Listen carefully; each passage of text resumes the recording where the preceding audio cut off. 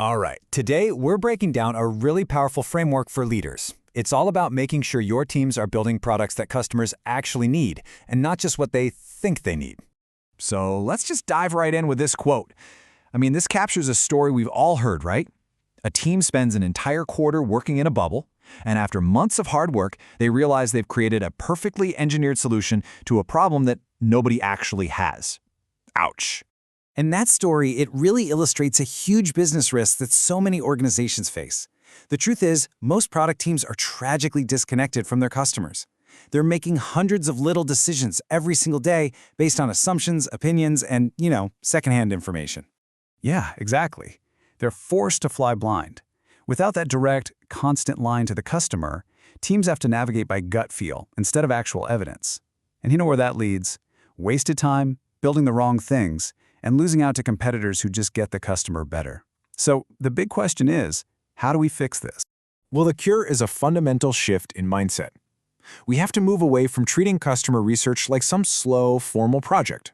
Instead, we adopt a simple but profound habit.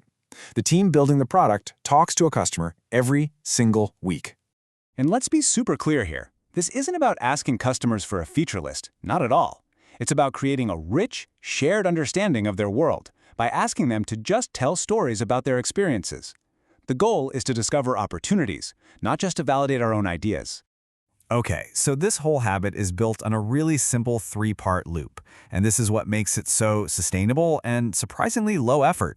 Let's break down how this creates a self-reinforcing engine for customer insight. Think of it like a flywheel. First, you automate finding people to talk to. Second, you interview together as that core team. And third, you capture what you learned right away, before all those little insights just fade away.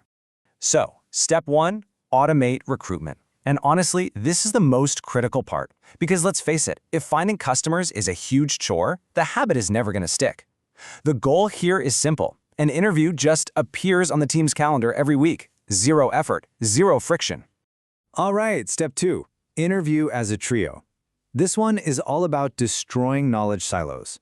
When the whole product trio, the PM, the designer, and the engineer, hears from the customer directly, they build a shared context. An engineer hears feasibility, a designer hears usability, and a PM hears opportunity, all from the exact same story. And finally, step 3, synthesize immediately. You have got to capture the value right away. We're not talking about some long, drawn-out report. Nope, it's a quick 15-minute debrief to create a simple, one-page interview snapshot. This turns what could be just a fleeting conversation into a structured asset that can inform every decision the team makes going forward. And this table really brings the whole system together. You can see how each stage, automate, interview, synthesize, has a very specific action, a tangible output, and a key benefit. It all works together to create this powerful, sustainable loop of continuous learning. Okay, so if you're a leader, you might be thinking, what's my role in all this? Well, it's not to run the interviews yourself. It's to create the environment where this habit can actually thrive. It's about changing the questions you ask and the behaviors you reward. And this simple shift in language, wow, it is so profound.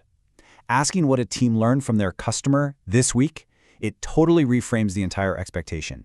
You move from these infrequent, formal reports to a continuous, weekly rhythm of discovery. Your actions really become the playbook. When you provide the budget, when you actually sit in on calls yourself, and when you reward this behavior, you send an unmistakable signal. Direct customer empathy isn't a nice to have. It's a core competency for a high-performing organization. All right, this whole framework might feel like a big shift, but getting started is actually surprisingly simple. The key is just to start small. One tiny, reversible action is all it takes to build some real momentum. That's it. Just one. One conversation is all it takes to start breaking that dangerous cycle of building products in a vacuum. So here's what you're going to do. Don't aim for perfection. Don't worry about building the whole automation engine yet. Just find one customer and get one 30-minute conversation on the calendar for your team. Seriously, the simple act of starting the habit is way more important than getting it perfect the first time out. So we'll leave you with this final thought to chew on. This weekly interviewing habit is probably the most effective way to transform your culture from one of, delegated knowledge and bottlenecks to one of true shared understanding, where every single decision is informed by the reality of your customer's world.